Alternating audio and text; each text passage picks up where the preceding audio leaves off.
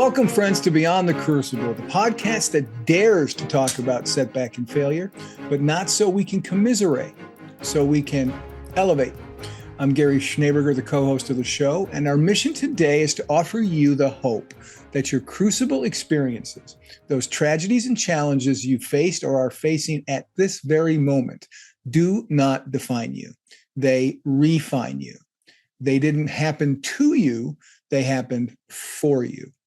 And I don't know many people, probably none, who knows that truth better than the host of the show, the founder of Beyond the Crucible, and my friend Warwick Fairfax. Warwick, we're going to do one of these fun episodes that we do that is kind of just a dialogue between the two of us, where I pick your brain about some things that are coincidentally in your latest blog at beyondthecrucible.com. Absolutely. Very much looking forward to it. That blog at beyondthecrucible.com is, and we just titled, this is very exciting. This is hot off the presses. As two old newspaper guys, we can say that, Warwick. 4 things I wish I knew in my darkest time. That if you've listened to the show for any period of time at all, you know that Warwick has had indeed a dark time, some time darker than others. The takeover that didn't work out of his family media company. We'll talk about that, but we'll talk about more importantly than the details. We have to set the details of what that trial was, but then we'll talk about how he found his way to triumph. And that's those 4 points that he wishes he knew when he was in that dark moment, Warwick. So let's just level set for folks. What was that dark moment? I know you love to relive this all the time. So yeah, it's kind of like that movie. What was it? Groundhog Day with Bill Murray and Andy McDowell. And I don't know if it's a late 80s, early 90s movie. And yeah, he relives the same day over and over again. If you haven't seen it, it's very funny. Yeah. So Indeed. We're going to be doing a version of Groundhog Day here. Yeah, but the non-comedic version of Groundhog Day. yeah, it wasn't funny. Yeah. Yes.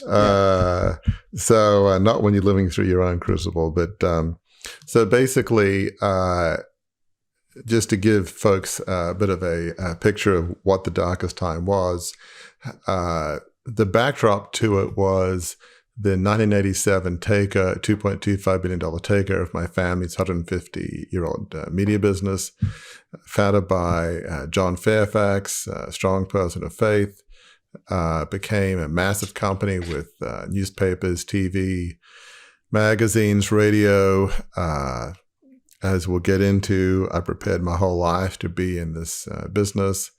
And as I was coming back from Harvard Business School in 87, my dad died, and earlier that year, he was in his 80s at the time. I was from his 3rd marriage. That precipitated some instability in the stock market. Stock market price rose. Company thought the company was in play.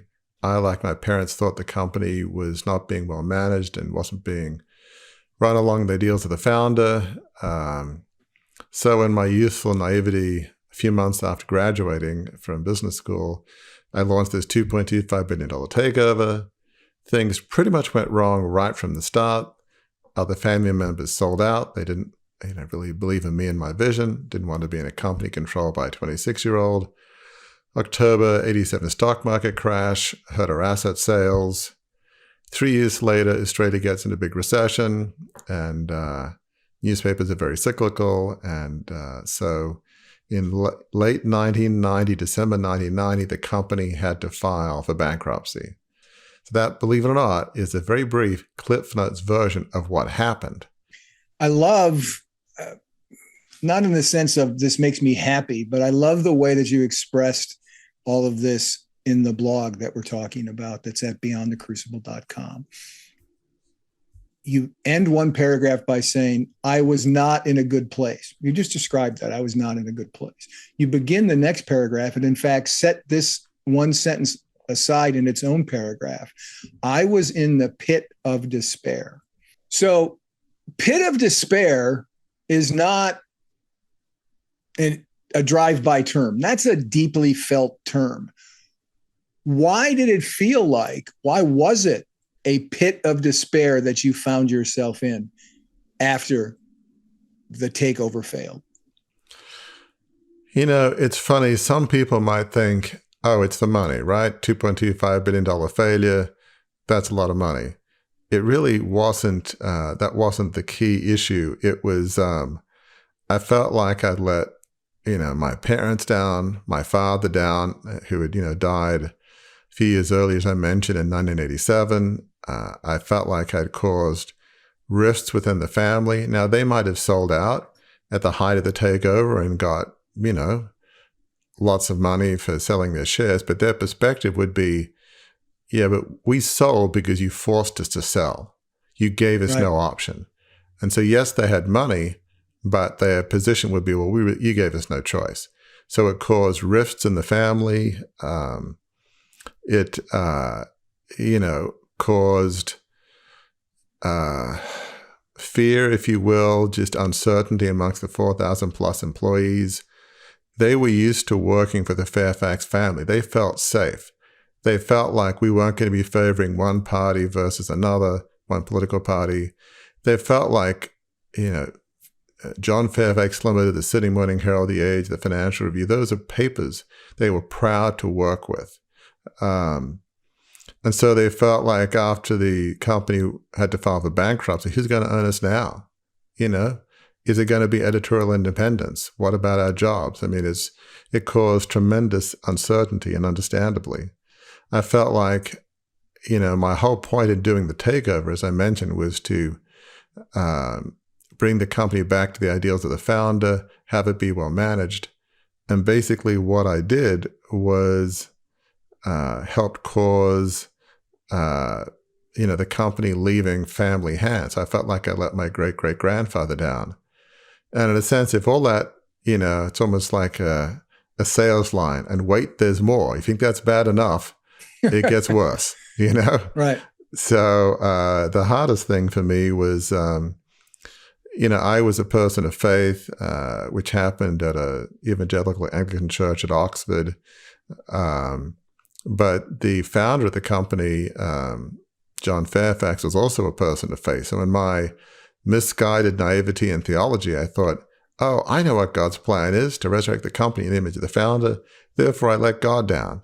Note to listeners, anytime you think you're pretty certain of what God's plan is, that tends to be a recipe for disaster, because, that's not always the easiest thing to discern. So, it was awful. I mean, my whole life, I prepared myself to go into this company, undergrad degree at Oxford, like my dad and some other relatives, worked on Wall Street, MBA from Harvard Business School.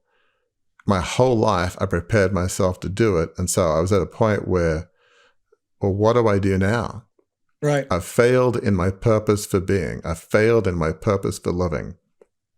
So what now? What kind of legacy, what kind of impact can I possibly have that's even close to that? So that's why,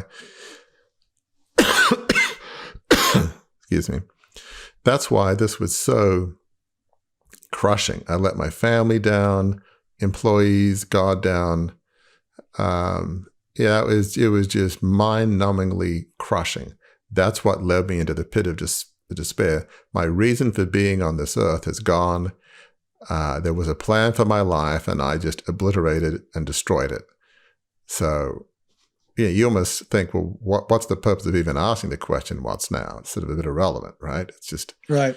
I was just really in a pit of despair without seeing any light at the end of the tunnel. But in the context of the show, my job is to ask another question. So we're all good.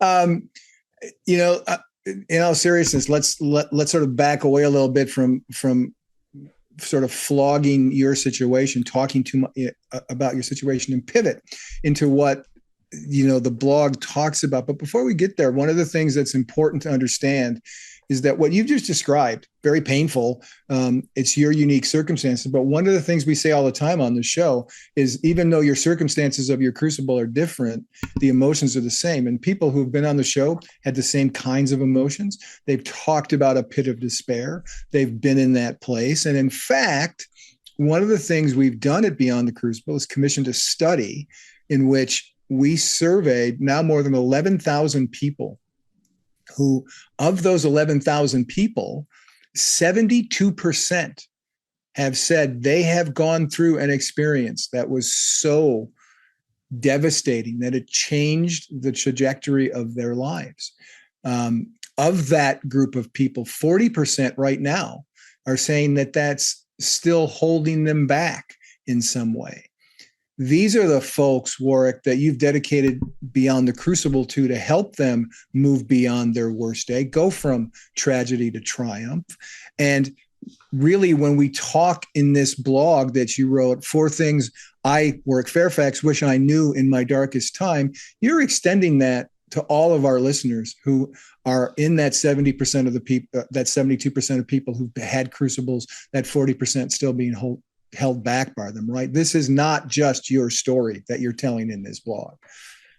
Absolutely. And that's one of the crazy things, is that all the way back to 2008, when I, as listeners know, gave that talk in church about my story, and I'm thinking, how could anybody identify with a kind of former media mogul, if you will, and his, challenges.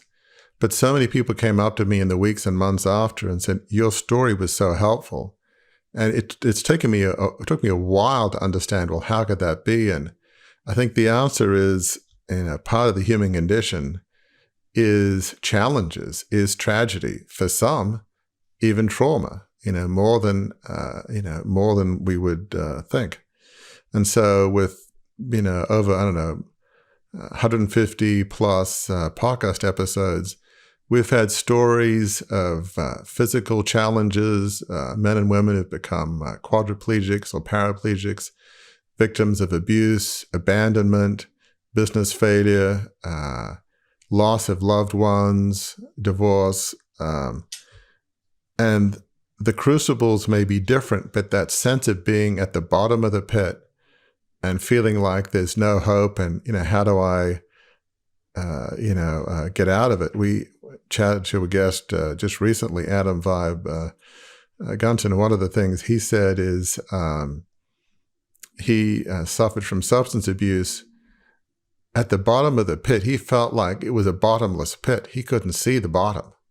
He just kept falling and falling. And I mean, it's just a horrific thought.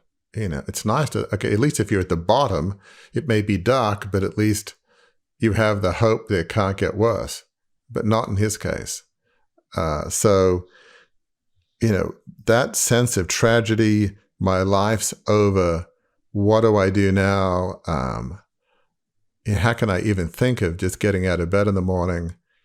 There's so many people we've had on the podcast, very different stories, but as you often say, the emotions are very similar. And the blog that we're talking about at beyondthecrucible.com, the blog addresses 4 specific ways to meet those emotions, right? As those emotions are roiling around in the head and the heart and the spirit of those who've been through crucibles, just like you. I mean, we posed the question, your team posed the question to you, Warwick, what are 3 or 4 things you wish you had known when you were going through your crucible experience, your dark time? Almost called it your darkest hour, but that's too Churchillian for us. So we didn't go there. But because there's a recent movie, I think, called My Darkest Hour or something, involving Churchill in 1940 and Battle of Britain stuff. So yeah, indeed. So let's unpack now these 4 points in your blog that speak directly to some of the most painful emotions people are going through, some of the most painful emotions you were going through. The first one is, and I mean, this is the starting point of, if you had to map out a life of significance after a crucible, the starting point, the starter's pistol is this point, and that's the first point of your blog: give yourself permission to grieve. I suspect that, well, you say it right here. There are all kinds of intense feelings, and you didn't really know how to process those, and you wished, right, looking back, that you had given yourself permission to grieve. How did you process it right after the takeover failed? Yeah, I mean, I'm a reflective person, so I was just in pain. Rather than giving myself permission to grieve, I was giving myself permission to self-flagellate, to hate on myself, if you will. Right. So my attitude in life, which is not particularly healthy, is if there's a problem in the world, it's my fault. So I could have, with some degree of justification, say a lot of it was my fault, but look, there were challenging dynamics in the family going back decades, before I was born, and rifts and power and money. And I got some bad advice at a certain point from some advisors that maybe weren't as helpful as they could be. Yes, I ignored some good advice, but it was a complex situation. But, rather than giving myself permission to grieve, I just was in almost self-hatred mode. I was just really beating up on myself. And how could I have been so dumb? I had a Harvard MBA. How could I think the family wouldn't sell out? What a stupid mistake. And it was, objectively. Why did I ignore the good advisors and, get rid of them and listen to the advisors that told me what I wanted to hear? I mean, so many things. Why did I want to go back to the family business? It would have been better off doing anything else because it was so complicated and turmoil and friction and factions. But so that's where I was going. But what it would have been healthier would have been to give myself permission to grieve, yes, to feel sorrow, maybe, get some counseling, which, I had, but, years later. But I just did not really feel it was okay to feel angry and hurt. And it's like part of the grieving process is giving yourself permission to grieve. And I just really didn't. I just was so, I just felt so bad about myself, but I didn't really know how to process that. I just didn't know what to do with all the self-anger and frustration. So no, I didn't really give myself permission to grieve. I was just self-hating, which is really, it really wasn't helpful. I wasn't trying to process in a way saying, okay, so I don't know. I wasn't following a helpful process, put it that way. Yeah. I found a quote about grief and giving ourselves permission to grieve from Elizabeth Kubler-Ross and David Kessler. And they say this: the reality is that you will grieve forever. You will not get over that loss. You will heal and you'll rebuild yourself around the loss you've suffered. You'll be whole again, but you'll never be the same, nor should you be the same, or should you want to be the same. That seems to be a pretty accurate assessment of what you've been through when you did indeed finally get to that point where you were able to grieve, right? You were able to give yourself a little bit of, you use the word all the time on the show, Warwick. You were able to give yourself a little bit of grace, and that helped the forward momentum, right? It did. I mean, it would have been helpful if somebody had told me, or if I'd read somewhere, grieving is a natural part of the process.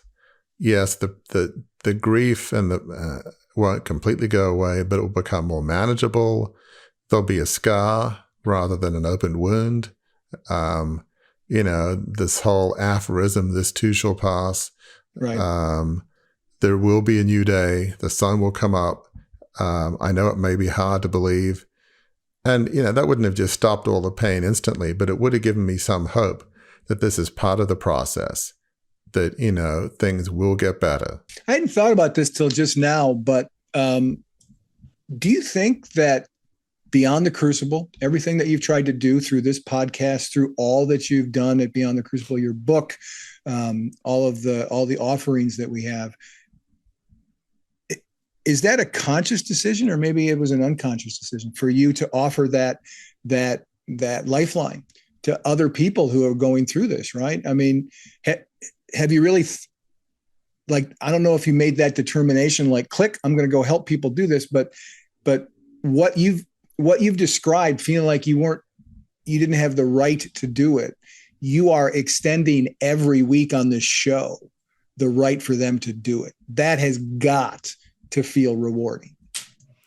It absolutely does. I mean, it's one of the key motivations for what I do with Beyond the Crucible is, we'll talk about this later, and, we're skipping to point 3, but don't let your worst day define you. And we'll talk about that more in a bit. Right. But it's really giving folks hope. When I was reflecting in the weeks and months after that talk in church in 2008, and people telling me, hey, your story really helped me, I'm thinking, I know it's going to be painful writing this book because, yes, I talk about inspirational leaders and historical leaders and other members of my family, but the core of it is my story and reliving my most painful days. And it was very painful writing about it. I mean, after 2 or 3 hours a day, I was done. I couldn't do any more. I had to recoup and hopefully find some strength the next day. So it was painful. But what kept me going is if this can help one person or more face the crucible they've gone through and find a way to have hope, find a way to bounce back, that was really, it's always been the mission of Beyond the Crucible, is to help people in their darkest time, their darkest hour. At the end of pretty much every podcast, I ask a question, something like, for many listeners, today may be their worst day. They may be at the bottom of the pit. They may have no hope. They can't see any light at the end of the tunnel. What would a word of hope you would have for somebody who today is their worst day? Right. And why do I ask that question? It's because that's, if you will, my focus of what we do is for people who today may be their worst day. So that is absolutely the animating, driving force mission behind what we do. And it's conscious and subconscious. When I wrote the book, I may not have used those words, but I was thinking, I want to help people who've gone through what I've gone through and have hope. Some of it was subconscious, some of it was conscious, but that was always the thought, always the mission. Yeah, and don't worry about getting out of order. I mean, this is all a big soup of help. We're just putting ingredients in the help soup here as we're going through it, because we are. It's an interesting discussion because we're dealing with what you went through, but also then how you've leveraged what you went through to help others going through the same thing. So, a lot of these things are kind of mixed together, and that's a good thing because when you're dealing with something as emotional as a crucible experience, you're going to grab whatever lifeline comes by. And the second point in the blog is a really good lifeline, I think, that you wished had been extended to you. And that is, feeling broken does not mean you are worthless. I'm going to say it again, listeners, so you catch it. You make sure you catch it.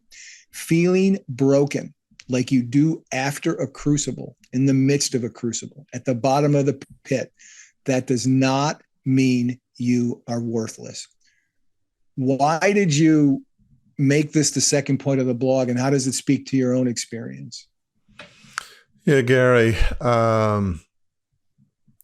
I was broken. My mission in life, my reason for being on this earth, getting good grades in school, working hard, not wanting to be one of these dilettante kind of rich kids, humility being my highest value, or, certainly one of them. Oxford, Wall Street, Harvard Business School. I spent my life serving a mission that I felt was almost like a holy cause, a sacred calling. A family business, newspaper business that, plays a role in the nation of Australia. It just felt like this incredible cause that I was born into. And so when the company went under, I just felt broken, worthless. The reason for me being on this earth is gone. What was the point of it all? Oxford, Harvard Business School, all the work, all the effort. I just blew it by my stupidity. I mean, there was a book written in that time, late 80s, early 90s. The central premise was, Warwick could have had it all.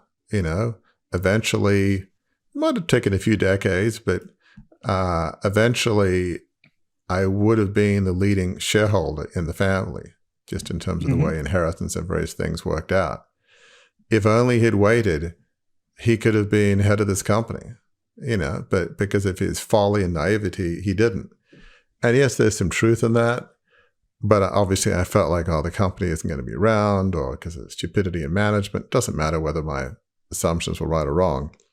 But that was my feeling. And so I really felt broken and worthless. And it was very hard to come back from that. I mean, I did. My paradigm shifted a bit.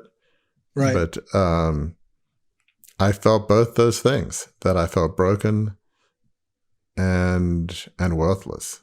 And that was a terrible feeling. We've talked to many guests. You mentioned Adam Vibe Gunton, who said a couple of times that he felt as if he just wanted to die. Right. We've had other guests tell us that that moment of I can't take this anymore. Not just the brokenness, but the emotional then humiliation of feeling worthless. What was the turnaround for you? How did you get past that feeling? Because we're not having this conversation if Warwick Fairfax didn't get past that feeling. That's very true. I guess, especially since the evangelical church at Oxford, I'd been a person of faith. That was like late March 1982 for me. So, we're now talking the early 90s. I guess my paradigm shifted. I went from God had a plan for my life to resurrect the company in the image of the founder, John Fairfax. I'm a believer. He was a believer. I believe God's plan, which, as I mentioned, was the most excruciating part of this whole Crucible experience. It was the tip of the spear, if you will, right, going through my heart. But what changed is I began to realize, despite my stupidity, and in all fairness, a lot of it was my fault, but not all of it. It was very complicated, a lot of things going back decades, as I mentioned. But if God had wanted it to work out, he would have. So God's sovereign will, from my perspective, he has a plan. You might believe it's God, the creator, however you look at it. But I also came to realize that God loves us unconditionally, even when we make mistakes, which we all do. God loves us no matter what. So I came to realize God does have a plan for my life. It just may not be the one I thought it was, my hubris, naivety, and youth. But that unconditional love that we are loved, because, I think Psalm 139 talks about we're, wonderfully and beautifully made. That sense that that we have innate worth and value as human beings. It's one thing to realize a proposition. It's another thing for a proposition to work its way through the pain and the agony and the darkness that has worked through your soul. But over time, it didn't happen like a flash of light. Over time, I came to realize that is true. And I've used this image, like a man, clinging to a mast in a raging storm. I clung to that view that as human beings, we have innate value. God does have a plan for our lives, and we have inherent worth. And, there is a plan out there. I clung to that, and drop by drop, like drops of grace, it began to give me hope. This fundamental change in my thinking, it began to give myself hope. I found a quote that I'm going to steal after we're done. And you may want to steal it yourself. It's a really good quote about this very issue of feeling broken does not mean you're worthless. And that's by Rumi. And the quote is this: "The wound is the place where light enters you." That is something special. That's good. The wound is the place where light enters you. right? And that's what you've just described, Warwick, is that in that wound entered this bedrock belief that grew and grew and grew and grew, that you have inherent value, and led you to create Beyond the Crucible, which lets other people know they also have inherent value. Safe to say that without the brokenness, could have skipped over, right? You probably wish you would have skipped over the worthless feeling, but without the brokenness, again, we wouldn't be sitting here having a conversation about Beyond the Crucible, would we? It's profoundly true, Gary. Sometimes the light, as you said so well, does come through that wound. And in hindsight, it did for me. Out of that sense of brokenness and pain came a mission to, right. As we'll say here in a bit, to help people not be defined by their worst day, to give people hope.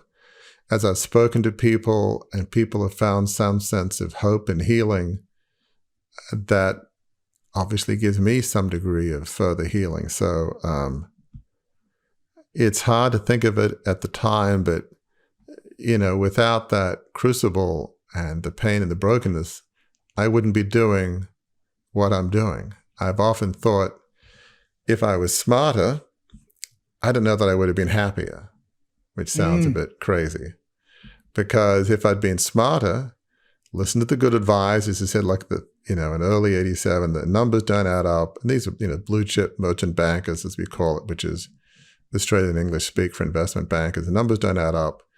If there's a hostile takeover I was afraid of, then gather the family around, wait a few decades, try and get on with other people,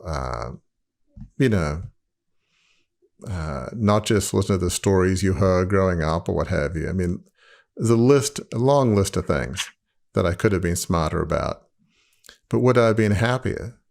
I would have been trapped in this gilded cage. There always would have been different factions and, within the family. And, it's a large company. It, as I often say, didn't really fit my design. I'm more of a reflective advisor, somewhat philosophical. I'm not a take charge, take no prisoners, chief executive type. So a lot of reasons it really didn't fit. But if I'd been smarter, I could have been trapped in this company. I mean, we're very comfortable, definitely. I could have been hundreds of millions of dollars more comfortable, if not more than hundreds of millions. And so great, but I don't know that I would have been happy. I would have been trapped in a role that I didn't enjoy, worrying about different factions and what's going on and, what's going on behind the scenes and management and all. That is a powerful thing for you to say. Because remember, listener, when we started off, and you've heard it before, the failure, right? In this country, we think money is sort of is going to make us all happy. If I just had more money, I'd be happier. The failure was $2.25 billion. That was in 1990 money, right? Today, think of what that could have grown to. So that's a profound statement. I used your word. You say profound a lot on the show. I just used your word. That's a profound statement that you wouldn't necessarily have been happier. In fact, in many ways, you would have been not happier. We are going through, listener, Warwick's latest blog at beyondthecrucible.com called 4 Things I Wish I Knew in My Darkest Time. We are moving on now to point 3. We've teased it a couple times, sort of like a coming attractions trailer. But the third point in the blog, Warwick, that you wish you would have known, that someone would have told you, or that it would have somehow you would have studied, that it would have been on right in the syllabus at Oxford, at HBS. This idea that you are not defined.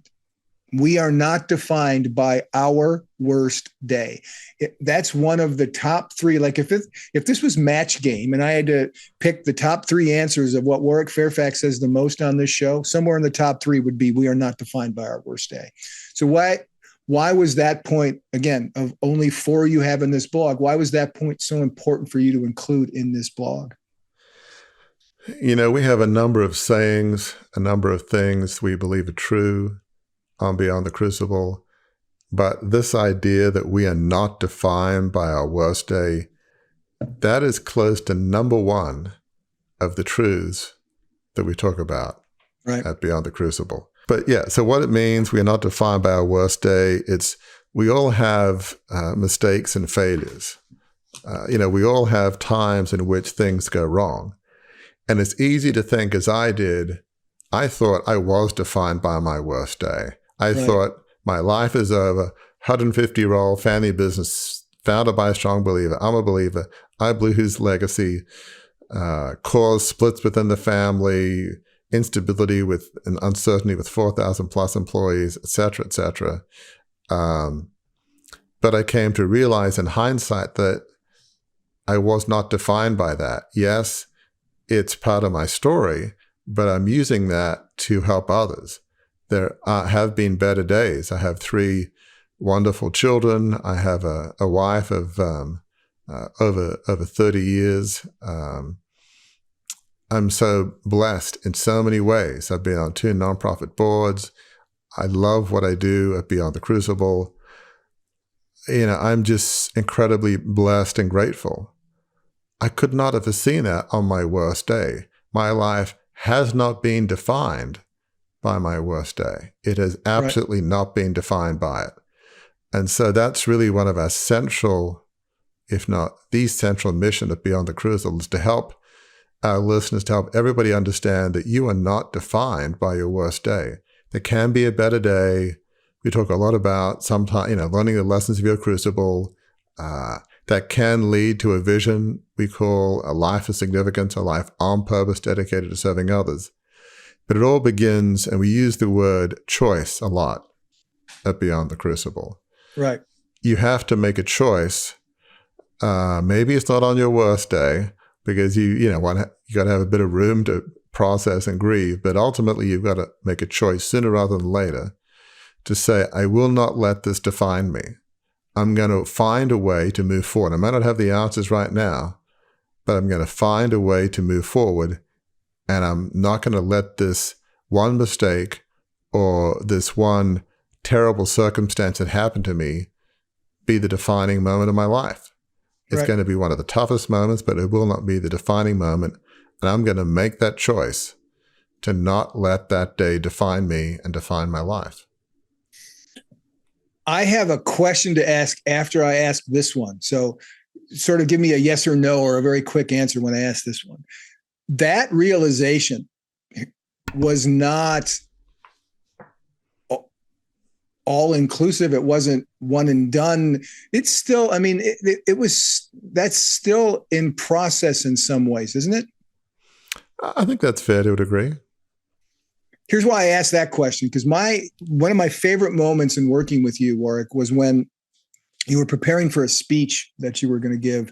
And every time you had prepared for this speech before, you were talking about your crucible. You're talking about the failed takeover of the family media company. And then you talked about a speech you gave in church, and people were moved by it. You couldn't understand how people were moved by a speech you gave and you said this, you would say this in the first 25 times I heard you say it as you were practicing. You would say, I looked around. I didn't understand how this could resonate with people because I did not see any other failed media moguls in the congregation. You always use the word failed media mogul. And then one day, when you were preparing for a speech, we were sitting in your study at your house. We were sitting in your house. You were preparing for your speech. And you said, I looked around and I didn't see any other former media moguls. And I was like, that's it, right? That was that moment when you weren't defined by your worst day anymore. You didn't use a word that had defined you for so long, failure. You took it out. You deleted it. You threw it out. That was a powerful moment to watch you go through. I mean, what is that? What does that liberation feel like when you're in stage 3, right? When you're not defined by your worst day, just emotionally, because we talked a lot about emotions here. What does it emotionally feel like to be beyond that? Even if it's only 85, 95% of it, you're mostly behind it all the time. It's very, very small. What does that feel like? So listeners who may be having their worst day today will know what to look for. Yeah, it's a great question, Gary. You're right to pick up on that. I mean, that says subconsciously a lot to go from failed to former. Right. It's former is more a statement of reality. There's less emotion behind it. Failed is similar to I am a failure. It would be a synonym in this case. Not always, but in this case, failed meant failure. I am a failure, like forever, was the subtext. So yeah, I can, obviously because of what I do and we do, I talk about the, failed takeover, but yeah, it's more objectively, talking about what happened. Well, I don't give a talk and have to go in my room and, sob for a few hours or something. I mean, those, those days did exist, but they don't happen. At least I can't remember, it happening often, if ever, for a long time. Doesn't mean there aren't twinges every once in a while. People use this word often today, and rightly so, being triggered. Yes, I'll be triggered occasionally by something I read or wherever. An article in an Australian paper that references me, or, there was some cartoon in the last few years that, wasn't, overly favorable. Correct. Yeah. I remember that. Yeah. Yeah. But yeah, it's subconsciously being able to say, as I've said more recently, that what I went through was a gift. I couldn't say that 5 years ago. I'm not sure I could have said that 2 or 3 years ago, but being able to say former and not failed, that what I went through was a gift in some sense, because I wouldn't be where I am without that, to have some sense of gratitude. I've used words like, freedom, liberation from, the situation I was in. So that's a very significant mind shift and heart shift and soul shift, if you will. Right. So back to your question for today, it may be a worse day. It may be hard to fathom, understand how that could be, but it's true for me, and it's true for many, if not most of the guests we've had on our podcast. They haven't been defined by their worst day. They've made a choice to move forward. And yes, I don't know that you can get 100% healed. It'd be like saying, there won't be any scar. There'll be scars, but yet, can you get to 80, 85, 90% of feeling like you're healed or less broken? I absolutely think that is possible. I absolutely think it's possible. And I love, and I didn't realize I loved it till right now, that you use the word defined here. You're not defined by your worst day, because what you've just been talking about are new definitions that you've added in to define your worst day. It was a gift, right? In many ways, in important ways, it was a gift. You're not a failed anything. You're a former something. All of those words, the way that we talk about ourselves, going back to the second point here, this idea that just because you're broken, you're not worthless, hanging those adjectives on ourselves, not a good thing. And what you've just described, you've defined a new position that you're in as you're moving through this. And that kind of freedom, you've described as feeling freeing, right? That kind of freedom is available to all of you within the sound of my voice.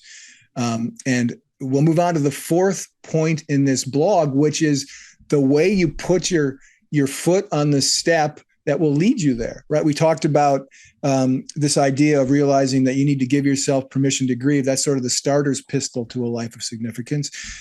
This fourth point is the physical, the start of the physical journey to that place. And that is this. Your fourth point, Warwick, is a small step forward can be a defining moment. Talk about that a little bit, because I know for you, and I know for a lot of guests we've had on the show, that is so, so, so true.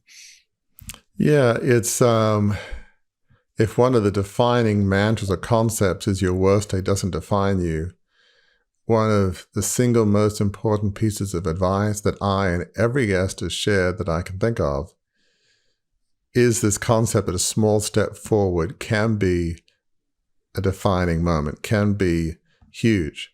For most, I remember we had a series last fall, Second Act Significance, and we had Eric and Emily Orton on.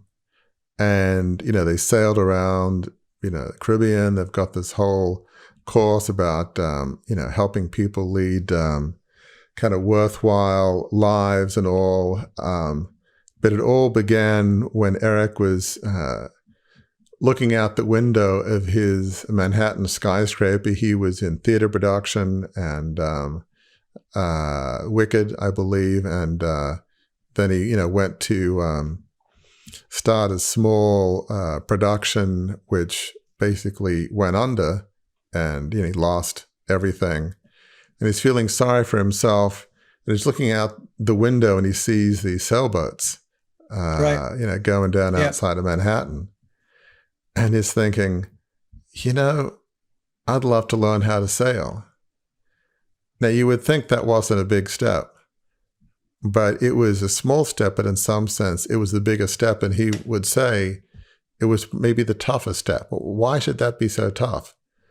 But it was very different than what he'd done. And for some reason, the next step's about getting his family to learn how to sail. And then eventually, hey, let's sail around the Caribbean with the whole family. We can be together with his kids.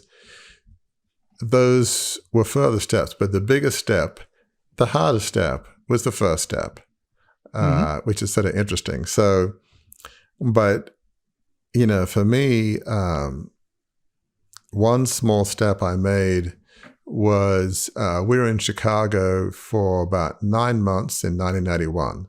So company goes under in December 1990. Soon thereafter, we go to Chicago, where my wife had lived for about 10 years before we met in Australia.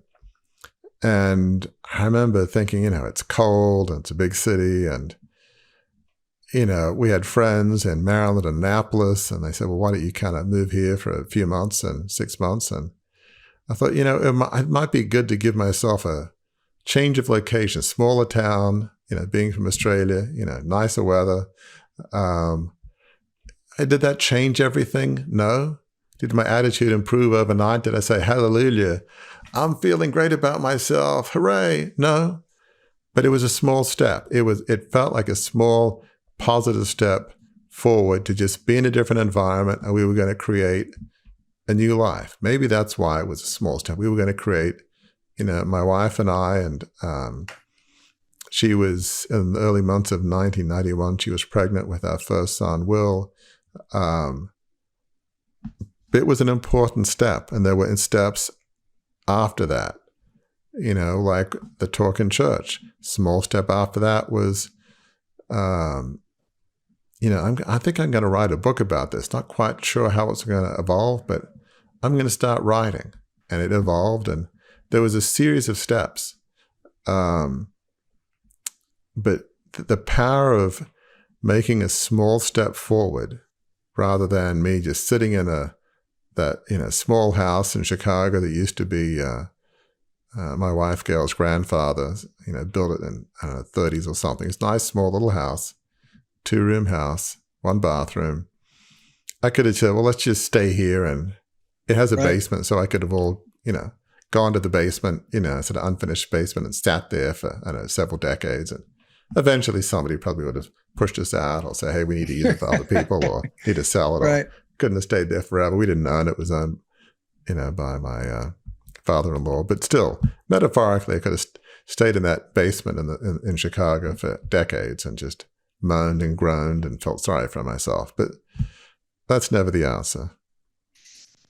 What you've described there, you talked about first small step, moving to the U.S., moving to Maryland, starting your family.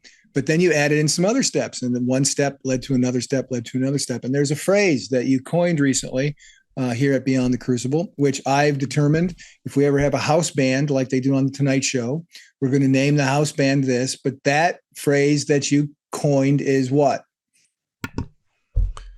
I'm blanking out here. You're going to have to remind me. That's how many things of import come out of Warwick's mouth. You can't remember them all. Flywheel of hope, right? Amen. It creates a flywheel of hope. What you just described, Warwick, you moving, then you started this and you did this. It was a flywheel of hope. And what that did is it then spun into what's happening for you right now. And that is right where hope is really coming alive for you and for our constituents here at Beyond the Crucible. That is kind of where your life of significance is right now, is at Beyond the Crucible, right? Absolutely. Yeah. I mean, flywheel of hope, even if we thought of it, I do, maybe it's not humble, but forgive me, but I do really like that phrase. Yeah, it's great. because it's true. And just like with Eric Orton, that one little turn of the flywheel led to him, taking lessons, then having lessons with his family, sailing around the Caribbean, then a whole mission to help other people find meaning and purpose.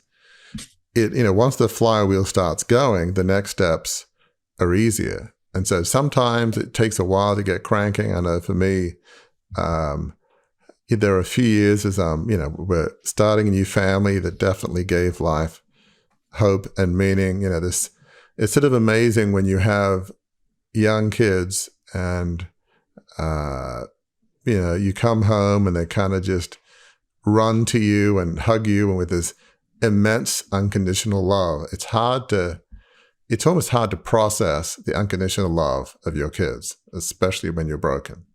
It's hard to comprehend that kind of love, but it's incredibly meaningful and healing. So it wasn't easy in the 90s. That flywheel took a while to get going for me, I gotta say.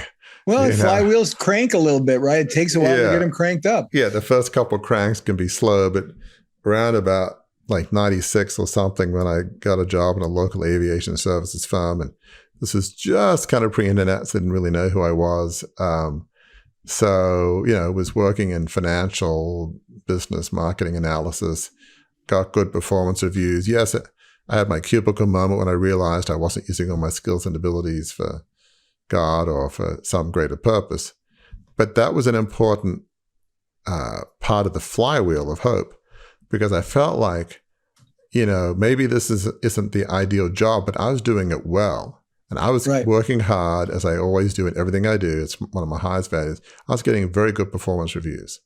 I respected the bosses I had and just tried to, to the best of my ability, serve them and what they were trying to do. So the flywheel started cranking faster at that point. And it's cranked. There've been moments where it's cranked faster with each decision and each moment to move forward. But it's not easy to see when you're looking back. Okay, we're going to move to Annapolis, Maryland. Okay, what's that going to mean? Right. But that was part of the flywheel moving forward. And you have to believe that it will lead to other things if you just keep having that flywheel of hope perspective. Right. And that's when a one small step becomes one major moment in your life. One of the quotes I pulled, and I have bad luck pulling quotes, and that they're really good quotes, but there's always a name I can't pronounce. It's like, I'm going to get this wrong. This is a quote. I'm going to guess the name is Lamine Pearlhart. It's a quote from Lamine. It's the little keys that open big doors. That's another mic drop moment for me, right? It's the little keys that open big doors. That's that one small step that can then trigger that flywheel of hope.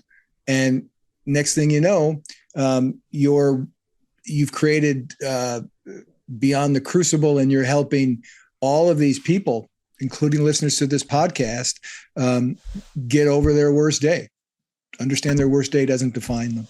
So we've gone through the 4 points of the blog just to remind listeners what they are. I'm going to keep talking and stretching it out till I can read them again. Here we go. The first thing that you wish you had known after your crucible moment was it's okay to give yourself permission to grieve. Second thing was feeling broken does not mean you are worthless. Point 3, we are not defined by our worst day.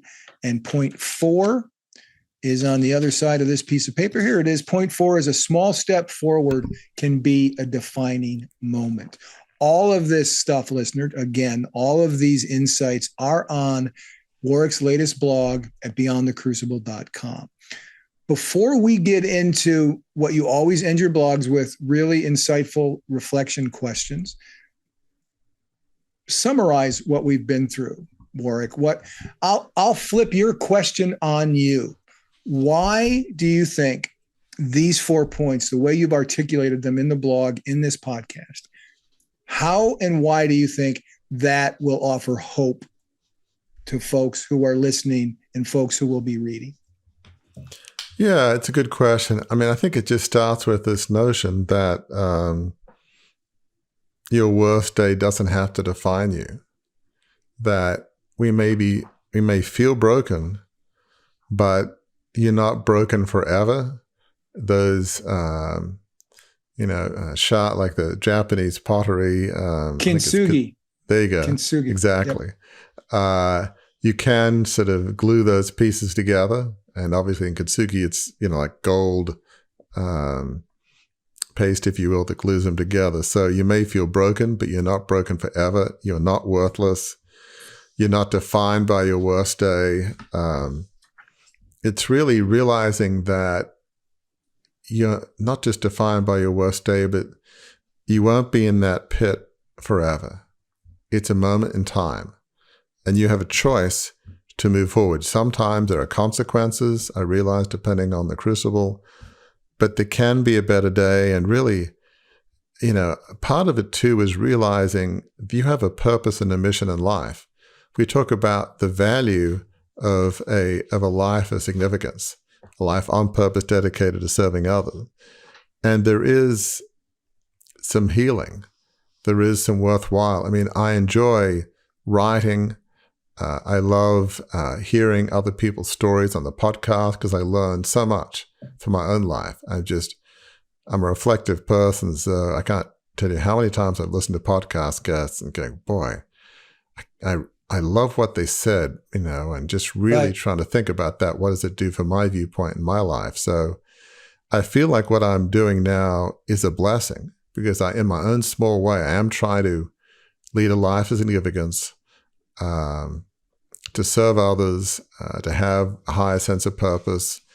So, I believe that your worst day does not have to define you. You don't have to be in that pit forever. You just have to start taking some of the steps we talked about, move forward, take those small steps. And part of what maybe pulls you out of the pit is when you have that sense of higher purpose, a vision of how this could help people. It's like there's a rope being dangled down the pit, pulling you up out of that pit. Mm-hmm. And so you can, if assuming that the cliff has some, footholds and handholds, you can try and get out of it by yourself. But when you have that vision, it really helps you get out of the pit faster. You've mentioned a couple times here on this episode, Warwick, that you're a reflective person, and you always end your blogs with questions of reflection. And listener, I encourage you to listen to these and to truly reflect on them, because part of the way you're going to get meaning that you can apply to your life out of this discussion is to reflect on these questions. So question 1 is there some area in your life where you need to give yourself permission to grieve? Do you feel like you need to journal or talk to a friend or seek some counseling? And Warwick didn't write this here, but I'm going to add it here. Then do it. Take that first step. It may not feel like a small step, but take that first step. Do it. If you feel like you should do it, do it. The rewards will be great as you move through. Second point of reflection. What can you do to help you feel that you may be broken, but that you still have worth and value? Do you feel called to read and meditate on a spiritual or philosophical way of thought? Is there someone you know who can give you some positive encouragement, right? Words of affirmation will knock out those words of degradation all the time. Speak them to yourself and surround yourself with people who can speak them to you. And then the third point of reflection, what one small step can you take that will give you a glimmer of hope that there is a way out of the pit. I'll add something after that too. Ponder it, reflect on it, and then have the courage to take that step. Warwick, we've come to the end of our conversation. What would you like to leave listeners with before we go? On your worst day, it is hard to have hope. It's hard to, if somebody says, oh, this too shall pass, which is sometimes people's least favorite aphorism. It's like, oh, easy for you to say. You're not where I am, Thank you so much. But I guess you just have to take this leap of faith. You have to make a choice that the pain may be excruciating, but you've got to believe that there is a way out, that there is a glimmer of light, even if you can't see it. Because if you say there is no hope, there is no glimmer of light, then there won't be. Your words will become reality. Your words will put like a cement block on top of that pit.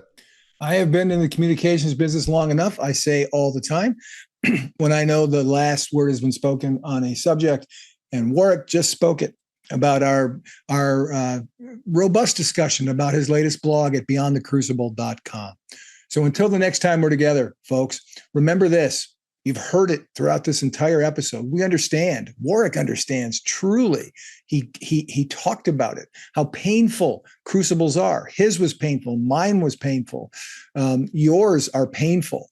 But remember this too, that there is a flywheel of hope. There is a way to get out of the pit. There is a way to move beyond it, to set a course for the next stage of your life, the next act of your life, which can be the most rewarding act of your life, because where it leads to is a life of significance.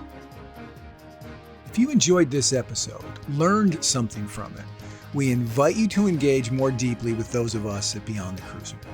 Visit our website, beyondthecrucible.com, to explore a plethora of offerings to help you transform what's been broken into breakthrough.